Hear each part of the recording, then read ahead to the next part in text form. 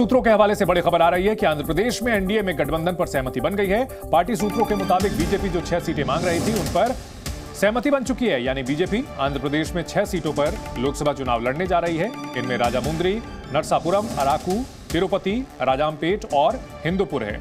वहीं टीडीपी 17 सीटें उन पर चुनाव लड़ेगी और पवन कल्याण की जनसेना 2 सीट पर चुनाव लड़ेगी।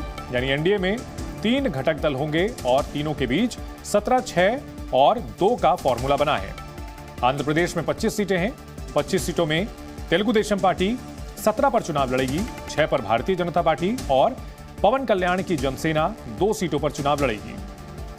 वाईएसआर कांग्रेस ने 2019 में एक तरह से क्लीन स्वीप किया था आंध्र प्रदेश में, और इस बार कोशिश है बीजेपी और टीडीपी की एक बार फिर से मिलकर साथ लड़ रहे हैं ताकि चुनौती पेश कर सकें। कुल सीटें 25, टीडीपी 17 पर लड़ेगी, बीजेपी 6 पर और पवन कल्याण की जनसेना 2 पर चुनाव लड़ेगी, 2 लोकसभा सीटों पर उतरेगी।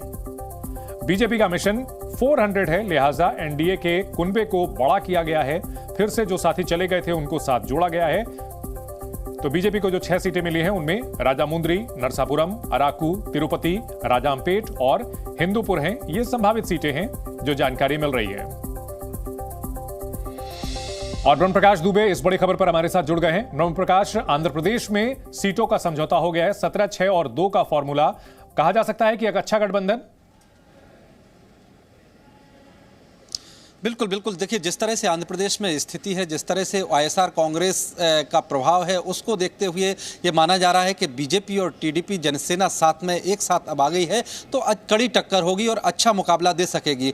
जो जिस तरह से पहले बीजेपी की मांग थी कि 6 कम से कम लोकसभा की सीटें मिलना चाहिए, उस पर सहमति बन गई है अब, और 2 जो है सीटें जनसेना को मिलने जा रही हैं। आपको ये भी बता दें कि विधानसभा की जो सीटें हैं 175 सीटें, उन पर भी सहमति बन गई है जो हमारे सोर्स कह रहे हैं, और 145 विधानसभा की सीटों पर टीडीपी लड़ेगी, बाकी 30 सीटें बीजेपी और जनसेना के लिए छोड़ी गई हैं। तो यानी लोकसभा की सीटों के लिए तो सहमति बनी गई है। लोकसभा की 25 सीटें हैं आंध्र प्रदेश में, जिसमें से अब 6 सीटों पर जो है बीजेपी लड़ेगी, इसके अलावा 17 सीटों पर टीडीपी लड़ेगी। तो लोकसभा और विधानसभा दोनों की ही सीटों के लिए कहें कि समझौता हो गया है औपचारिक तौर पर, हालांकि इसका ऐलान होना बाकी है। अभी सोर्सेस से जानकारी मिल रही है। इसके अलावा बिहार में भी लगभग समझौता एनडीए घटक दलों का हो गया है। अब महाराष्ट्र और उड़ीसा को लेकर और नेताओं के बीच बातचीत का दौर जारी है। हालांकि चंदन, एक बात बता दें कि आधिकारिक तौर पर अभी जो है गठबंधन का ऐलान होना बाकी है, सीटों के बंटवारे का ऐलान होना भी बाकी है इन राज्यों में।